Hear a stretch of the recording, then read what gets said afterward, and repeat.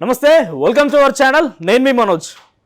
ప్రస్తుతం దేశవ్యాప్తంగా కూడా ఉప ఎన్నికలు లేకపోతే ఎన్నికల విషయంలో అంటే మోస్ట్లీ ఎన్నికల విషయం ఇప్పుడు ఎందుకు తాజాగా వస్తుందంటే వెస్ట్ బెంగాల్లో మమతా బెనర్జీ ఎన్నిక విషయంలో కావచ్చు, ఆ తర్వాత తెలంగాణలో తెలుగు రాష్ట్రాలలో ఒక దగ్గర వెంకట సుబ్బయ్య దగ్గర మరణించిన తర్వాత అక్కడ ఒక ఉప ఎన్నిక కావచ్చు, ఆ తర్వాత హుజురాబాద్ నియోజకవర్గంలో మంత్రి బర్తరఫ్ చేసిన తర్వాత ఎమ్మెల్యే సభ్యత్వానికి రాజీనామా చేసిన ఈటెల రాజేందర్ బీజేపీ పార్టీలో చేరిక తర్వాత ఇక్కడ ఉప ఎన్నిక అనివార్యమైపోయింది. మరి ఈ సందర్భం అంతా చూసుకున్న తర్వాత ప్రజలు ఏ విధంగా మొగ్గు చూపుతారు, ఏ పార్టీకి ఓటేస్తారు, ఏ అభ్యర్థి ఎంచుకుంటారనే విషయంపై అయితే ఈరోజు ఒక టాప్ కోట్ ఉంది.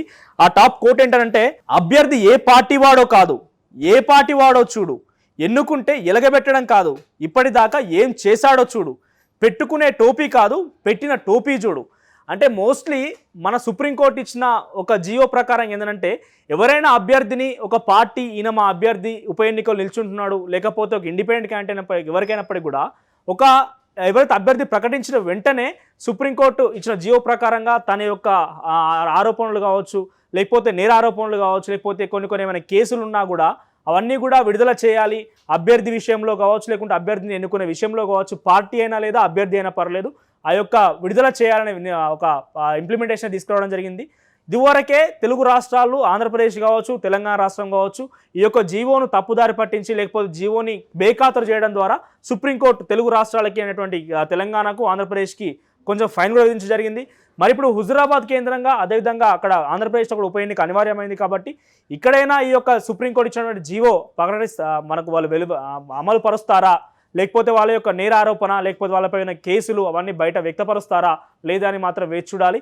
ఈ కోర్టు ప్రకారం చూసినట్లయితే అభ్యర్థి ఏ పార్టీ వాడో కాదు, ఎంతవరకు ప్రజలకు మేలు చేయగలడు, లేకపోతే ఏ టోపీ పెట్టుకున్నాడో కాదు, ఎంతవరకు ప్రజలకి టోపీ పెట్టి మోసం చేసిండు అనే విధానాలపై మొత్తం వెలువరచాలే. లేకపోతే అభ్యర్థి ఎన్నిక విషయంలో మనం ముందు జాగ్రత్త తీసుకోవాలి. లేకపోతే పూర్వీకులు లేకపోతే హిస్టరీలో మనం చూసినట్టయితే మహాత్మా గాంధీ కావచ్చు, లేకపోతే పెద్ద హేమాహేమీలు ముఖ్యంగా చెప్పింది ఏంటంటే, అంబేద్కర్ సైతం కూడా, రాజ్యాంగ సృష్టికర్త అంబేద్కర్ సైతం కూడా చెప్పిన మాట ఏంటంటే, ఏ వ్యక్తి ఏ కథ ఏ పార్టీ ఎంత మేరకు చేయగలనే విధానం కనంటే, చదువుకున్న జ్ఞానం సంపాదించినటువంటి వ్యక్తులు ఒక అజ్ఞానిని మమ్మల్ని పాలించు అని చెప్పి ఎన్నుకుంటారట.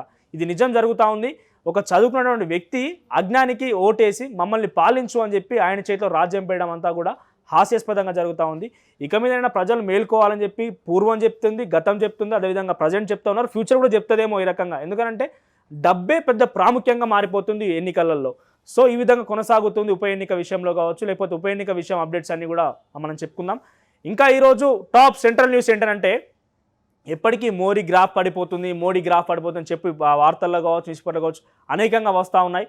దాంతోపాటుగా మరోసారి ఇంకా తన గ్రాఫ్ను తగ్గించుకునేందుకు ఆయన మంచి ప్రయత్నమే చేసిండు. ఏంటంటే గ్యాస్ ధరని మరోసారి 25 రూపాయలు పెంచడం జరిగింది. మరి గ్యాస్ ధర 25 రూపాయలు ఇవరకే సామాన్య ప్రజలు అతలాకుతలం అవుతూ ఉన్నారు. ఈ పెట్రోల్ డీజిల్ విషయంలో కావచ్చు, లేకపోతే కరోనా సంక్షోభ విషయంలో కావచ్చు, అనేక స్థితిగతులు మారుతున్న విషయంలో కావచ్చు, ఈ రకంగా ఇప్పటికే అతలాకుతలం అవుతూ ఉన్నారు. గందరగోళ పరిస్థితి నెలకొని సామాన్య ప్రజల్లో. మరోసారి ఈ యొక్క గ్యాస్ ధర పెంపు విషయంలో మాత్రం ఒక గుదిబండలాగా వాళ్ళకి ఒక పెద్ద షాకింగ్ న్యూస్ లాగా సామాన్య ప్రజలకు మారిపోయింది. ఈ రకంగా మరోసారి పెంచడం వెనుక ఇంతకీ దేశాభివృద్ధి పెరుగుతుంది, ఆర్థికంగా దేశం ముందుకు సాగుతుంది అని మోడీ చెప్పిన ప్రసంగాల్లో కావచ్చు, ఆర్థిక శాఖ మంత్రి నిర్మలా సీతారామన్ చెప్పిన ప్రసంగాల్లో కావచ్చు, మరి ఈ రకంగా జీడిపి పెంచడానికి ప్రయత్నిస్తూ ప్రభుత్వ ఆస్తులను అమ్మడం, ప్రభుత్వ రంగ సంస్థలను అమ్మడం, పెట్రోల్ డీజిల్ ధరలు పెంచడం, గ్యాస్ ధరలు పెంచడం, సామాన్యులకు అతి దగ్గరలో ఉన్నటువంటి నిత్యావసర సరుకులు ఏవైతే ఉంటాయో నిత్యావసర సరుకుల ధరలు పెంచడం, అగ్రికల్చర్ చట్టాల విషయంలో కావచ్చు నిత్యావసరాల చట్టం కొత్తగా తీసుకొచ్చి ఈ చట్టంలో కూడా ముఖ్యంగా నిత్యావసర సరుకుల విషయంలో కావచ్చు, లేకపోతే కొన్ని ఏవైతే మెయిన్ మ్యాండేటరీ పోవర్టీ విషయంలో మెయిన్గా సమకూర్చేటువంటి ఒక నిత్యావసర సరుకులు అయితే ఉంటాయో వాటి విషయంలో కూడా ధరలు పెంచడం, ఈ రకంగా చేసి జీడిపి పెంచడం వల్ల ప్రభుత్వ జీడిపి అయితే పెరుగుతుంది తప్పించి కానీ ప్రజల బతుకులు మాత్రం మారనైతే మారవు. ఇది బీజేపీ సర్కార్ గుర్తించాలి. ఇకనైనా కొంచెం సామాన్య ప్రజల దృష్టిలో పెట్టుకొని ఇప్పటికే మోడీ ప్రభుత్వం అనగానే కార్పొరేట్ సంస్థలకి, కార్పొరేట్ వ్యక్తులకి మాత్రమే ఒక పక్కన పెట్టుకొని వాళ్ళ దృష్టిలో ఉంచుకొని ఈ యొక్క పథకాలు కావచ్చు, చట్టాలు కావచ్చు రూపొందిస్తున్న ఒక మార్క్ అయితే ఉంది.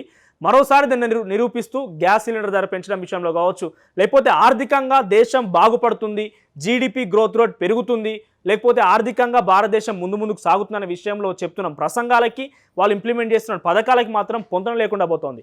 బీజేపీ సర్కార్ ఇకనైనా గమనించి కార్పొరేట్ సంస్థలకి ఒత్తాసు పలకకుండా సామాన్య ప్రజలకి వాళ్ళకు స్టేబుల్గా ఉంచే విధంగా ప్రయత్నాలు మాత్రం చేయాలని మాత్రం విశ్లేషకులు అదేవిధంగా ప్రజలు కూడా కోరుకుంటా ఉన్నారు. అదేవిధంగా ఇంకో టాప్ సెంట్రల్ న్యూస్ ఏంటంటే తాలిబాన్స్ అంటే ఎక్కడ చూసినా సోషల్ మీడియాలో వార్తాపత్రికల్లో లేకపోతే ఎలక్ట్రానిక్ మీడియా ఎక్కడ చూసినా తాలిబాన్స్ పెద్ద చర్చగా కనిపిస్తూ ఉంది. ఇక చూసుకున్నట్లయితే అమెరికా తన సైన్యాన్ని తిరిగి అమెరికాకు తీసుకొచ్చుకోవడం తర్వాత తాలిబాన్స్కి పూర్తి స్థాయిలో ఆఫ్ఘనిస్తాన్ వాళ్ళ కైవసం అయిపోయింది. అక్కడ ప్రభుత్వాన్ని ఏర్పాటు చేశారు తాలిబాన్స్ అంతా కూడా. ఓవరాల్ అక్కడ డెమోక్రసీ అయితే చచ్చిపోయింది, కింగ్డమ్ రూలింగ్ లేకపోతే కింగ్ రూలింగ్ అయితే స్టార్ట్ అయిపోయింది.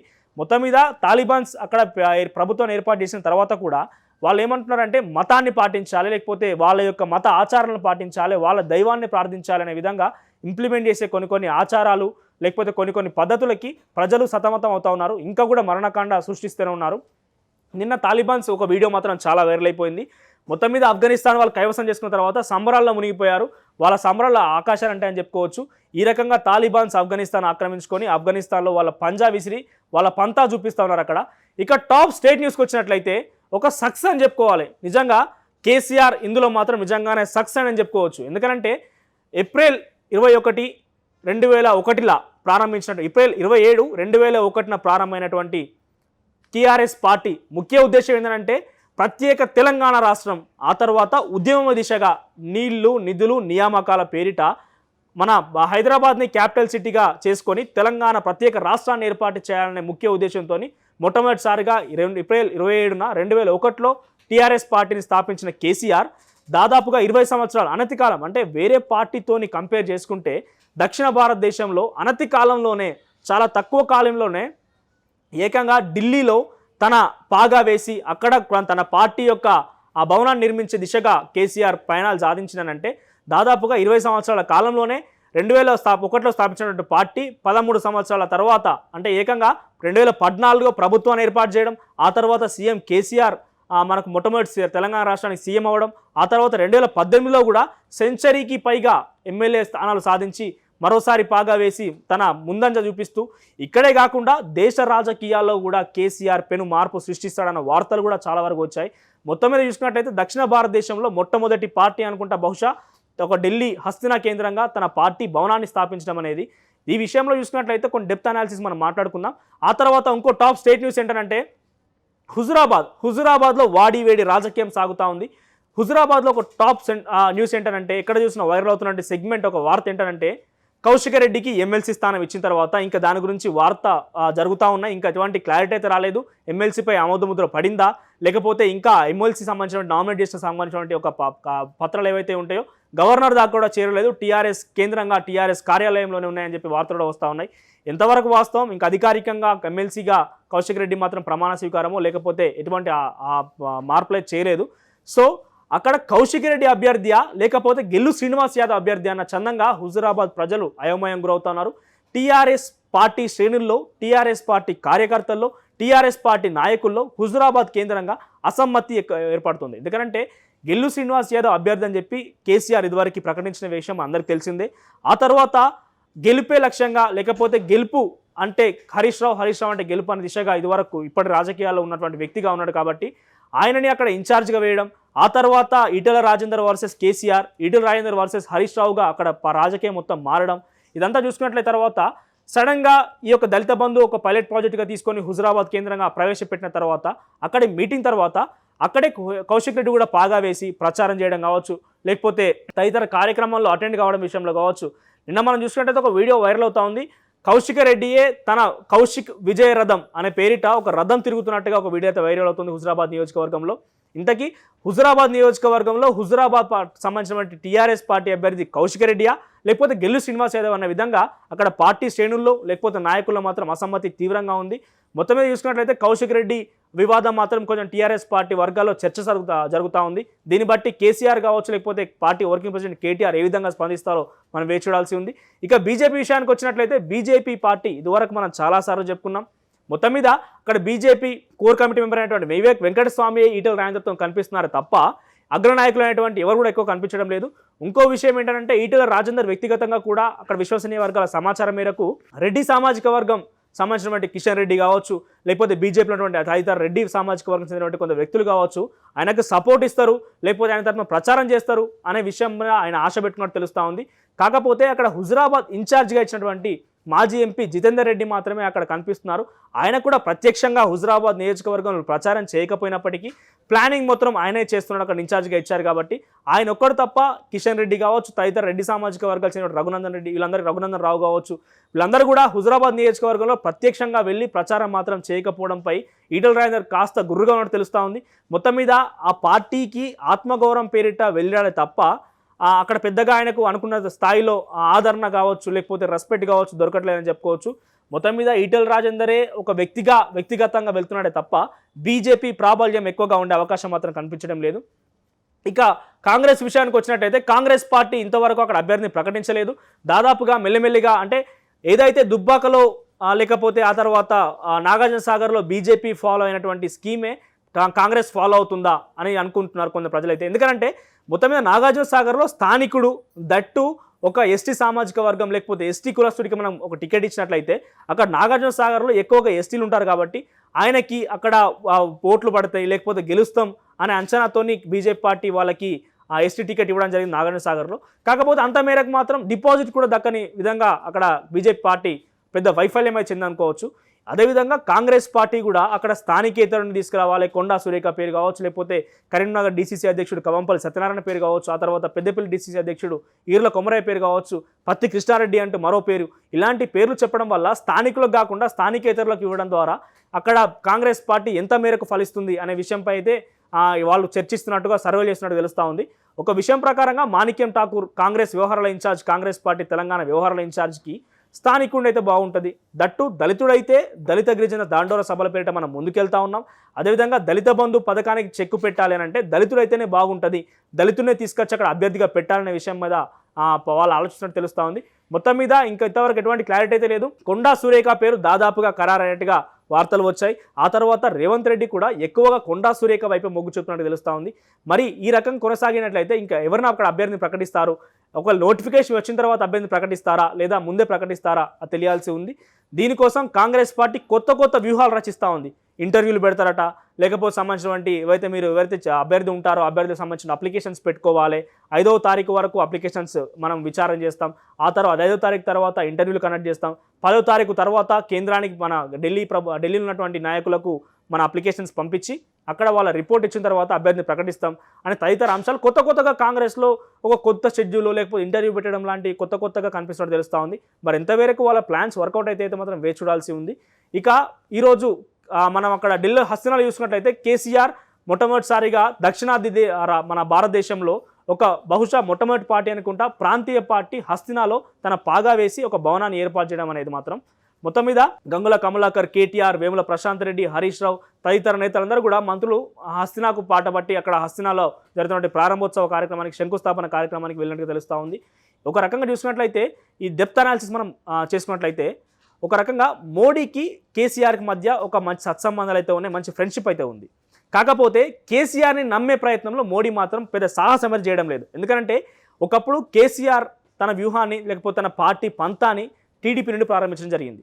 ఆ తర్వాత కాంగ్రెస్ పార్టీలో సెంట్రల్ మినిస్టర్గా ఉండి ఆ తర్వాత టీఆర్ఎస్ పార్టీ ఏర్పాటు చేసి 2004లో టీఆర్ఎస్ పార్టీ టీడీపీతో పొత్తు పెట్టుకొని ఆ తర్వాత 2009కి వచ్చేసరికి కాంగ్రెస్ పార్టీతో పొత్తు పెట్టుకొని ఈ రకంగా తన పంతా సాగిస్తూ అంటే పొత్తు కార్యక్రమంలో కావచ్చు లేకపోతే పార్టీ పెట్టే విషయంలో కావచ్చు, చంద్రబాబు నాయుడుకు పక్కనే ఉండి చంద్రబాబు నాయుడును కాదని చెప్పి పార్టీ పెట్టే విషయంలో కావచ్చు, కాంగ్రెస్ పార్టీలో టీఆర్ఎస్ పార్టీ విలీనం చేస్తాను, తెలంగాణ రాష్ట్రం ఇస్తే నాకే పీసీసీ అధ్యక్షుడు కావాలన్న విషయంలో కావచ్చు, ఇలా తదితర అంశాల మీద చాలా వరకు ఇట్లా తన వ్యూహాలు, తన మాటలు, తన చాలా చురుకైన వ్యక్తి, యాక్టివ్గా ఉండే పాలిటిక్స్లో ఉండే లేకపోతే చాలా మాటకారి వ్యక్తిగా కేసీఆర్కి దేశ రాజకీయాల్లో మాత్రం మంచి పేరైతే ఉంది. సో మోడీ మాత్రం కేసీఆర్ని నమ్మే పనిలో మాత్రం పెద్ద సాహసం అయితే చేయలేదని చెప్పి అనుకోవచ్చు. ఇటీవల వస్తున్న వార్తలు ఏంటంటే ఒకవేళ దక్షిణాది ప్రజలకి లేకుంటే దక్షిణ భారతదేశంలో ప్రజలకి ఒకవేళ ప్రధాని మా దక్షిణ భారతదేశంలో ఉన్నటువంటి వ్యక్తి కావాలి అనే ఒక ఆలోచనకి ఇట్లా వస్తే, లేకుంటే రాజకీయ నాయకులకైనా ఈ ఆలోచనకి ఇట్లా వస్తే మొట్టమొదటి వ్యక్తిగా భారతదేశ రాజకీయాల్లో ఒక ప్రధానిగా కావాలి అనుకున్నటువంటి వ్యక్తి మాత్రం పథకాలు ప్రవేశపెట్టే విషయంలో కావచ్చు, లేకపోతే మాటకారి విషయంలో కావచ్చు, లేకపోతే కొంచెం ఇంప్లిమెంటేషన్ విషయంలో కావచ్చు, రాజకీయాలు చేసే విషయంలో కావచ్చు, మొట్టమొదటి పేరు ఎవరైతే వస్తున్నారంటే ఇది కేసీఆర్కి మాత్రమే. సో దీనికి చెక్ పెట్టాలి. అలాంటి ఒక ఆలోచన వచ్చినప్పుడు థర్డ్ ఫ్రంట్ అంటూ ముందుకు వచ్చి కేసీఆర్ ఏదైనా దేశ రాజకీయాల్లో పెను మార్పు సృష్టిస్తాడా, లేకపోతే మోడీకి వ్యతిరేకంగా ఎన్డీఏ ప్రభుత్వానికి వ్యతిరేకంగా ఏదైనా మార్పులు తీసుకొస్తాడా అనే విషయంలో బీజేపీ ప్రభుత్వం మరోసారి ప్రభుత్వం ఏర్పాటు చేయాలి, తన పంతా చూపించాలి, భారతదేశాన్ని మొత్తం హిందూమయంగా చేయాలనే ఒక ఆలోచనతో పోతుంది. కాబట్టి వాళ్ళకి ఏమైనా చెక్ పెడతాడా కేసీఆర్ అనే ఆలోచనతోని కేసీఆర్కి చెక్ పెట్టే దిశగా గవర్నర్ని మార్చాలి, లేకపోతే మొత్తం మీద ఒక ఎంపీ స్థానాన్ని ఇదివరకు ఒకటే ఒక ఎంపీ మనకు ఉండేవాళ్ళు బీజేపీలో. ఆ తర్వాత మన 2018 ఎన్నికల తర్వాత సారు కారు 16 అని స్లోగన్తో టీఆర్ఎస్ బయటికి వచ్చి హట్టర్ ఫ్లాప్ అని చెప్పుకోవచ్చు. ఎందుకంటే దాదాపుగా 3 కాంగ్రెస్ ఎంపీలు, ఆ తర్వాత 4 బీజేపీ ఎంపీలు ఈ రకంగా గెలవడం ద్వారా అంటే ముఖ్యంగా ఉన్నటువంటి ప్రధానంగా ఉన్నటువంటి వ్యక్తులు ఉదాహరణ తీసుకున్నట్లయితే కరీంనగర్ సంబంధించిన వినోద్ కుమార్ కావచ్చు, ఆ తర్వాత సికింద్రాబాద్ సెగ్మెంట్లో ఉన్నటువంటి తలసాని సాయి కిరణ్ కావచ్చు, ఇలాంటి వ్యక్తులు ప్రముఖంగా ఉన్నటువంటి టీఆర్ఎస్ పార్టీలో ముఖ్య పాత్ర పోషించిన వ్యక్తులు ఓటమి చెందిన తర్వాత అక్కడ బీజేపీ తన పంతా ముందుకు తీసుకురావడం, లేకపోతే బండి సంజయ్ని అధ్యక్ష పదవి చేపట్టిన తర్వాత ఆయనతో పాదయాత్రలు చేపించడం, కిషన్ రెడ్డితో ఇటీవల ప్రజా ఆశీర్వాద యాత్ర పేరిట చేపించడం, ఈ రకంగా ముందుకు సాగుతుంటే కేసీఆర్కి చెక్ పెట్టే దిశగా మోడీ ప్రభుత్వం ప్రయత్నాలు చేస్తూ ఉంది. ఈ చెక్ కూడా అక్కడ తెలంగాణ ప్రభుత్వంలో, తెలంగాణ రాష్ట్రంలో ప్రభుత్వాన్ని ఏర్పాటు చేసే దిశగా మాత్రమైతే కాదనుకోవచ్చు. ఎందుకంటే వాళ్ళకి కావాల్సింది కేంద్రంలో అధికారం, బీజేపీ పార్టీకి కావాల్సింది కేంద్రంలో అధికారం కావాలి. రాష్ట్రాల సంగతి రాష్ట్రాల్లో ఉన్నటువంటి వ్యక్తులు కావచ్చు, రాష్ట్రంలో ఉన్నటువంటి నాయకులు కావచ్చు, వాళ్ళు చూసుకుంటారు తప్ప కేంద్రంలో తన అధికారం కావాలి. కాబట్టి ఆన్ ఆఫ్ ఎ సడన్ ఉత్తరప్రదేశ్లో ఎక్కువగా మనకు ఎంపీ సీట్లు అయితే ఉంటాయి.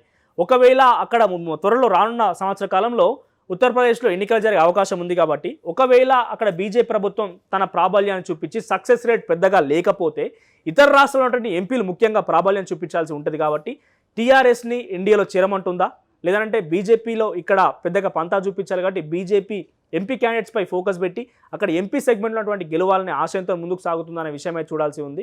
మొత్తం మీద మోడీకి చెక్ పెట్టే దిశగా కేసీఆర్ సాగుతున్నారు, కేసీఆర్కి చెక్ పెట్టే దిశగా మోడీ సాగుతున్నారనే విషయం అయితే మనకు తెలుస్తున్న విశ్వసనీయ సమాచారం అంతా కూడా.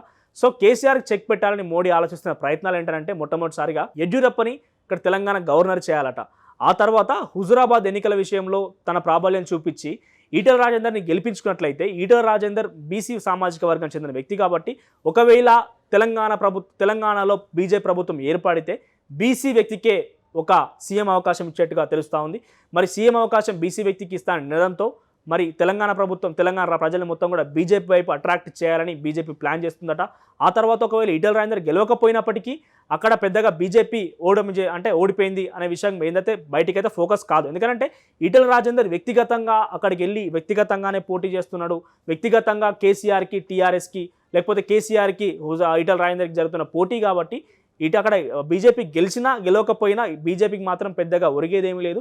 కాకపోతే ఒక డిఫాల్ట్ ఏంటంటే ప్రజల్లో వచ్చే ఒక వార్త ఏంటంటే అంత పెద్ద నాయకుడిని పెట్టుకున్న బీజేపీ పార్టీ ఓడిపోయిందనంటే బీజేపీ సత్తా ఇక్కడ లేదు అనే విషయంగా మాత్రం కొనసాగుతుంది. యడ్యూరప్పని ఇక్కడ గవర్నర్ చేయడం, ఆ తర్వాత హుజురాబాద్ నియోజకవర్గంలో ఎట్లాగైనా ఈటెల రాజేందర్ని గెలిపించుకోవడం, ఆ తర్వాత ఎంపీ సెగ్మెంట్లు ఇక్కడ ఉన్న 17 మంది ఎంపీలు ఎవరైతే ఉన్నారో ఆ ఎంపీలో వాళ్ళ యొక్క ప్రాబల్యం చూపించడం లాంటి పంతా చూపించి కేంద్రంలో వాళ్ళ మరోసారి ప్రభుత్వాన్ని ఏర్పాటు చేసే దిశగా కొనసాగుతూ ఉన్నారు. ఇప్పటికీ మనందరికీ తెలుసు బయటికి జగన్ బీజేపీ మధ్యలో హోరాహోరీ పోరాటం జరుగుతున్నప్పటికీ వాళ్ళిద్దరు కూడా ఒకే సమ్మతిగా ఉన్నట్టు తెలుస్తూ ఉంది. వాళ్ళకి ఇచ్చే విషయంలో కావచ్చు, పథకాలు ప్రవేశపెట్టే విషయంలో కావచ్చు, లేకపోతే వాళ్ళు ఇచ్చే రిజల్ట్ ఆంధ్రప్రదేశ్ సంబంధించిన రిజల్ట్ విషయంలో కావచ్చు, తదితర అంశాలు చూసుకున్నట్టయితే జగన్కి మోడీకి మంచి స్నేహం ఉన్నట్టు తెలుస్తూ ఉంది. అదే దిశగా కేసీఆర్కి మోడీకి మంచి ఆ స్నేహం ఉన్నప్పటికీ ఒకవేళ కేసీఆర్ని నమ్మే సాహసం మాత్రం మోడీ చేయకపోగా ఈ రకమైన ప్రయత్నాలు చేస్తున్నట్టు తెలుస్తూ ఉంది. ఇది ఈరోజు టాప్ అనాలిసిస్. మరింత అప్డేట్తో హుజురాబాద్లో ఏం జరుగుతుంది, రాజకీయాలు ఏ విధంగా మారబోతున్నాయి, దేశ రాజకీయాలు పెను మార్పులు ఏ విధంగా చేసుకోబోతున్నాయి, మరింత అప్డేట్తో మీ ముందుకుంటాను. అంతవరకు చూస్తున్న our channel. Thank you. Hello sir, madam, Yadadri సమీపంలో భువనసూర డెవలపర్స్ వెంచర్లో గజం కేవలం 11,999 రూపాయలకే. మీకు అర్థమవుతుందా? ఇంతకీ మా ఛానల్ సబ్స్క్రైబ్ చేసుకుంటారుగా, గంట కొట్టడం మాత్రం మర్చిపోవద్దు.